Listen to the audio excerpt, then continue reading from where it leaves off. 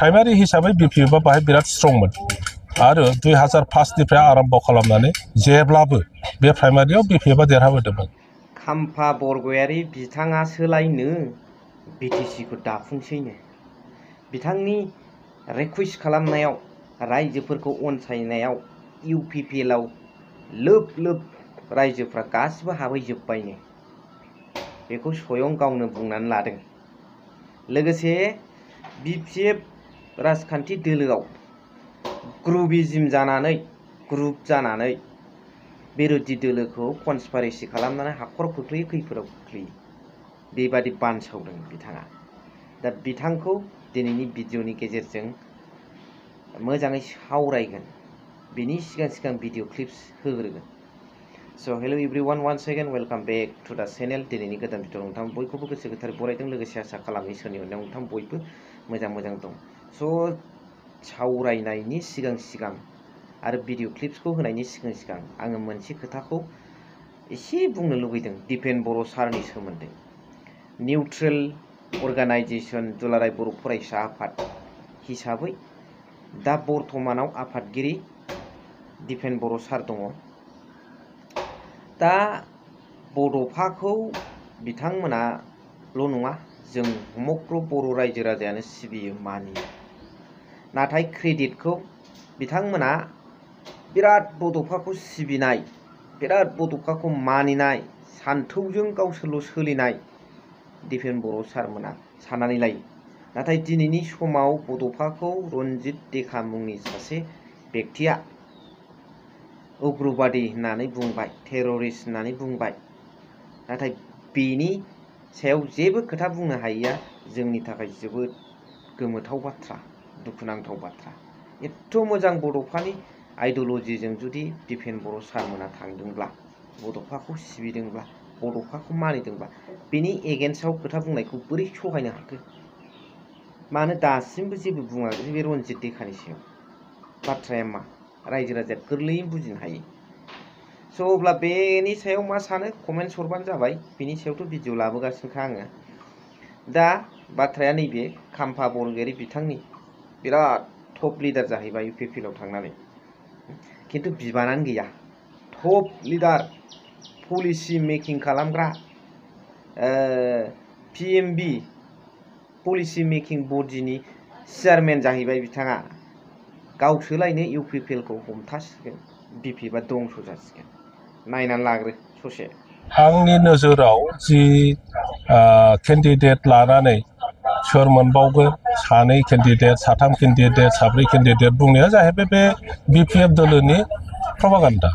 जोंनि गेजेराव गावजों गावनि गेजेराव मिसआन्डारस्टेन्डिं लाबोनो थाखाय बेखौ खालायनाय जादों। बेनि प्रति इउपिपिएलनि दैदेनगिरि आरो मावथिफोर आरो इउपिपिएलनि सापर्टारफ्रा बेनि प्रति नोजोर दङ। सोर बुंदों मानो बुंदों दा बेफोर खोथा बाथ्राफोरखौ बयबो मिथिजोबगौ। इउपिपिएल दोलोआव फैनानै आं बेखौनो अनुभब खालामदों जे इउपिपिएलनि दैदेनगिरिफ्रा मावथिफ्रा हाइकमान्डनि खोथाजों सोलियो आबेगजों सोलिया। सोरनिबा ग्रुपिज्म सोरनिबा बे रोखोम कनस्पिरेसि खालामनाया बाहाय खामानि फैया। आंथ' बिपिएफनि आं भाइस प्रेसिडेन्टमोन नङा होमबा आरो बिपिएफआव जेब्ला दंमोन आंनोथ' मावजोबोमोन गोबां खामानिखौ आंनो मावोमोन। आंनि दायथ' इउपिपिएलखौ बोरैहाय गोख्रों राजनैतिक दल खालामनाय बिनि दायथ'आ आंनावबो गोग्लैबाय। गतिके आं इउपिपिएलनि नेता हिसाबै दिनै बिटिसि बाखिखौ इउपिपिएल मुखि खालामनो इउपिपिएलनि प्रिन्सिपल मथे बा जोंनि बिटिसि दाफुंनाय बिटिसिनि भबिष्यतखौ इउपिपिएलनि दारैहाय निर्णय खालामनाय इउपिपिएलनि दारै दाफुंनायनि जि परिकल्पना बेखौ जाफुंसार होनो थाखाय आङो रायजो राजानि खाथियाव थांदों। जोङो प्राइमारिनो गोबां दैदेनगिरिफ्रा जयैनो आंजों इउपिपिएलआव फैफादों आरो बे हिसाबै जि माखासे थाबोनानै दङ बिसोरबो फैगोन। नुनो मोनबाय खाम्फा बरगयारि बिथांनि खावलायनायाव बिपिएफ दोलोखौ नागारनानै इउपिपिएल दोलोआव फुरा जनसाधारन रायजो राजाफ्रा हाबहैजोबगोन। बेसेबां मिनिथाव खोथा बे।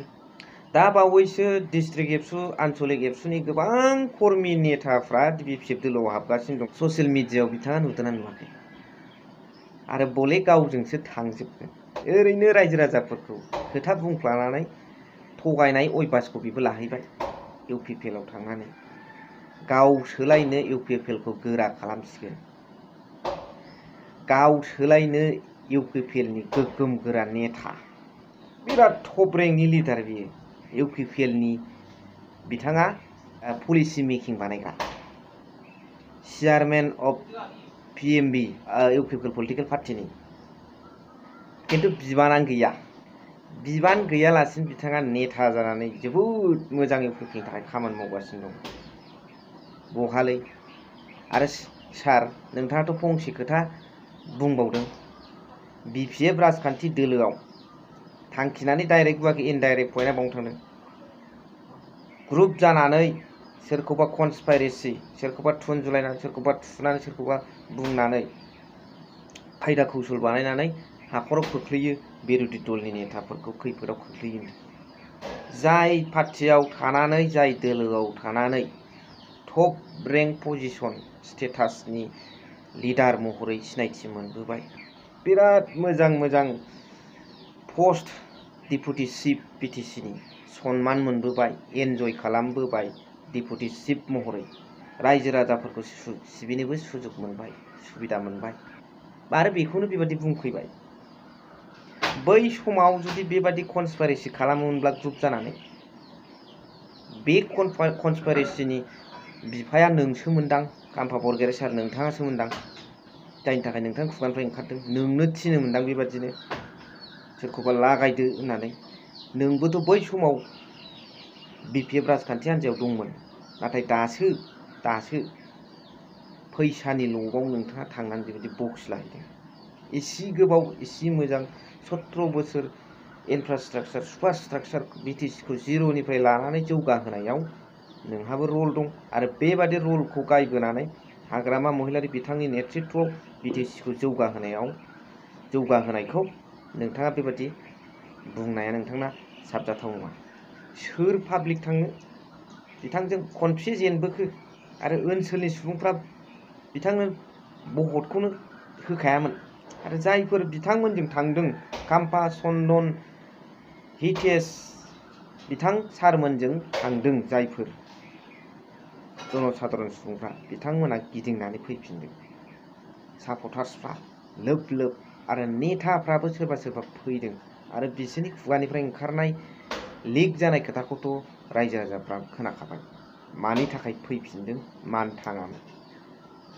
दा मा सानो कमेन्ट्सनि गेजेरजों जरुर फोरमायहरबानो जाबाय। भिडिअखौ एसेखिनियावनो फोजोबबाय। थेंक इउ भेरि माच फर वाचिं। लाभ इउ।